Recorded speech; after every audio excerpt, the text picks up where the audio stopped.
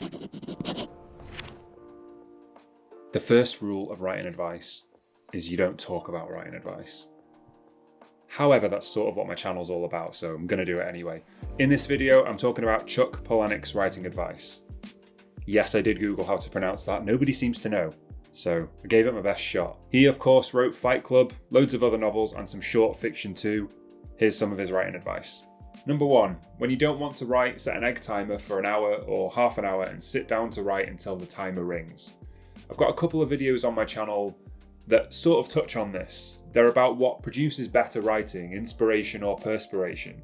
And I see the perspiration side of this is what he's talking about, not wanting to write. And it's interesting, as of right now, I don't know what the outcome of those videos was. I don't know what won because I'm recording before I finish the experiment.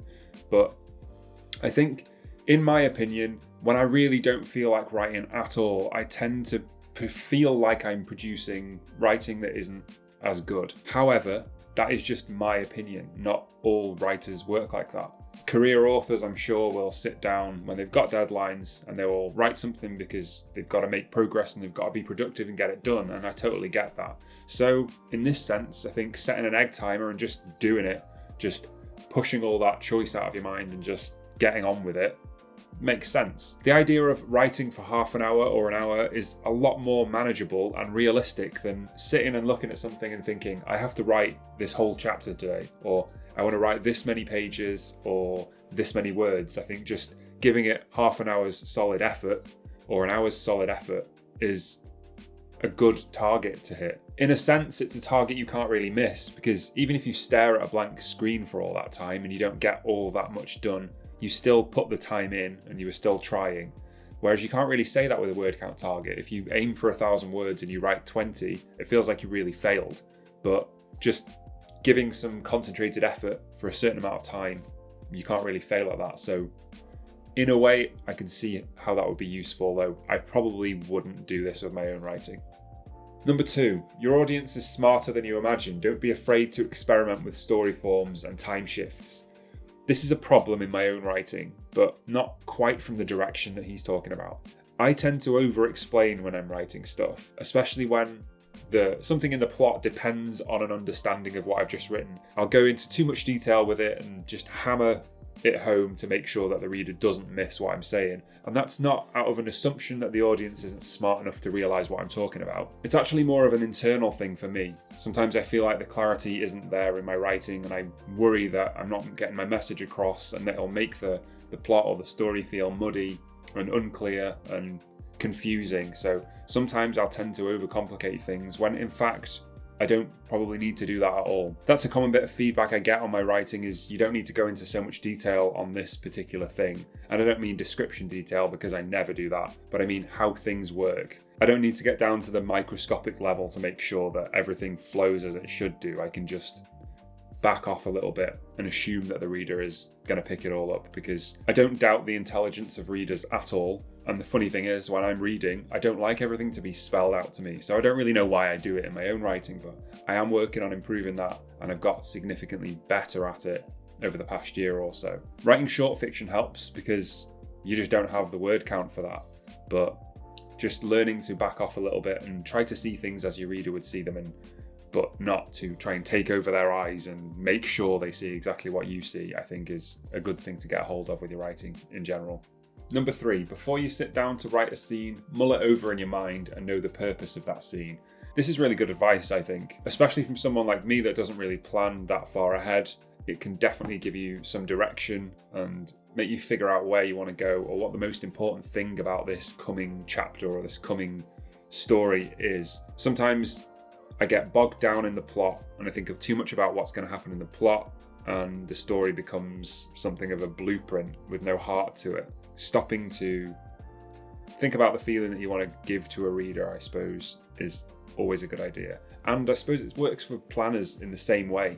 If you've got your entire story planned out already, you know exactly where it's going to go. The obvious trap that you might fall into there is to just produce a blueprint of this is exactly what should happen, and it happened, but it just doesn't feel right. That's what happens to me when I write off a very solid plan anyway. So potentially that happens to other people. You write something that though accurate to your plan and what you wanted it to be, just doesn't feel like your writing, or doesn't feel like the story that you wanted to tell. Stopping beforehand, even if you have that plan, to think about what matters most about it, or what the important part of that chapter is, how it contributes to the overall theme or the overall feeling of your book, I think is really solid advice.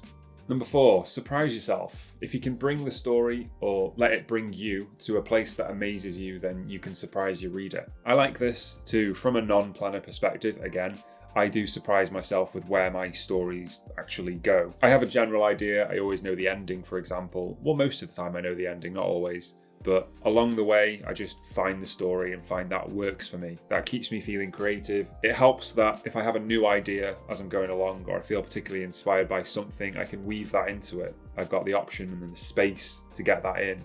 Whereas if I was writing off a plan, I probably wouldn't be able to do that quite as easily. I'd have to adjust more and move more stuff around. And that kind of thing tends to get pretty frustrating for me. I don't like administration while I'm trying to write a first draft. I like to just sit and write the first draft and have the first draft done. I don't like moving things around until the edit. And even then, I don't like doing it. Having said that, I don't think this advantage is unique to non-planners.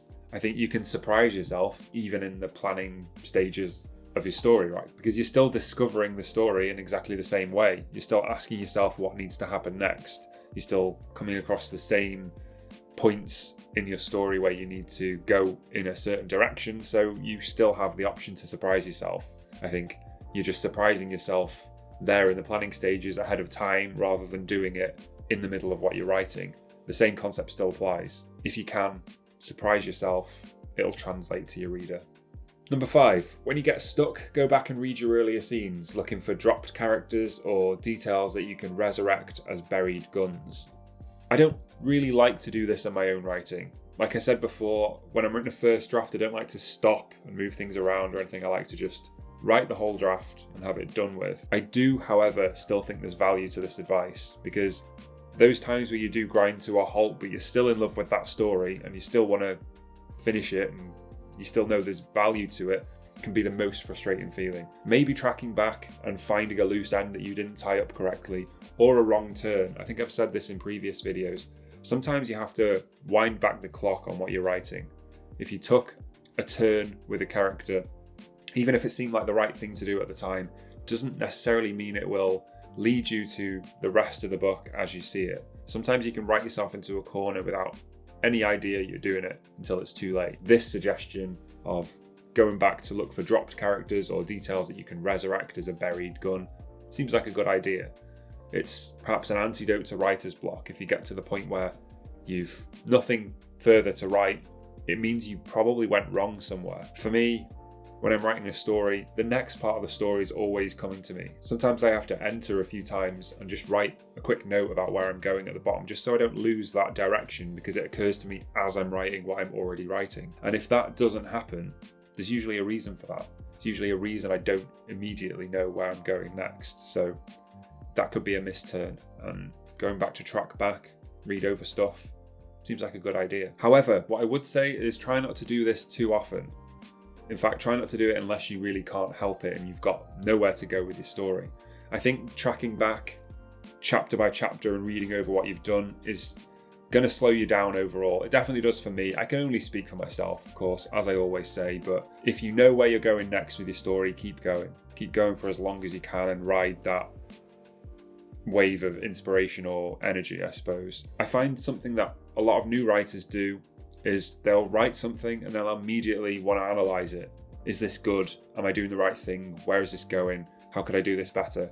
And it comes from a good place, because you need to know how you're performing as a writer. You need to know what you do well, what you don't do well, and what you need to fix. However, it's so much information to take on at such an early stage that it's not going to benefit you. It's just going to lead you to analysis paralysis. I've got a video about that, I'll link up there. But keep going for as long as you can. Otherwise, you're going to get bogged down in this stuff. However, like he says, if you get stuck, go back, reflect on something, find out where you went wrong. It's really good advice. Number 6, the longer you can allow a story to take shape, the better that final shape will be. Don't rush or force the ending of a story or book. Yeah, I tend to agree with this actually. Even though I write very quickly, really, because I'm focusing on short stuff right now, and it doesn't take a long time to craft those stories in the same way that it might the outcome of a long novel. I still think it's good to think a lot about what you're writing, about your story, about where it's going. This is another reason I don't like planning too much, because I have to figure out all of this stuff far too quickly for me. I can't sit and point by point figure out how a story is going to go. I don't know necessarily how I'm going to reach the point just before the ending. I don't know how I'm going to get there. I don't know what the story is going to need to look like at that point. The way I approach writing novels when I'm actually writing them, which I haven't for a while, is I'll take it chronologically, chapter by chapter, and I might be as much as 2 or 3 chapters ahead in the little running plan that I keep going, but I'll never really be any further ahead than that, aside from the general shape of the ending. That said, I suppose I can think about it in another way, really. Even planners, when they sit and plan out their story, it's not brand new to them at that point. They don't just sit and think a story into existence and finish the plan and it's done. Likely, just the same as non-planners and every other writer, that story will have been going around their head for a while before they put pen to paper. So perhaps this is one of those things where you can do a lot of the work in your own mind before you ever sit down to start working on it. Perhaps this is one of those things that comes from that weird shadow place where ideas are stored and they just make their way to you either fully or half formed, and your subconscious sometimes contributes into building it into a real idea that you can understand and comprehend. Whatever the case, I think the advice of giving a story plenty of time and plenty of thought is good advice. Number 7, don't give up. Not hugely specific advice, but it is advice that nevertheless always applies to writing. Writing's hard work, and often you get no indication of all that hard work paying off in any way. And whatever your goals are for writing, whether you want to become published and have a career as an author, or you just want to write a story someone will enjoy, or just get rid of the story that's in your head, there's never any guarantee of success. However, if you do give up and you stop writing and you just forget about it, then you guarantee that you won't be successful. While there's no way to ensure you're going to get what you want out of writing, there is absolutely a way to ensure that you don't. So just hold on, keep going, keep trying to learn things, don't give up. If you're anything like me, you might have moments where you think, why do I do this? Do I have any business doing this whatsoever? Is there any possibility that this will bring anything to me or pay off in any way? But the alternative is not doing anything at all, and just that's not an option for me. As always, I hope this was useful. Thank you so much for watching, and happy writing.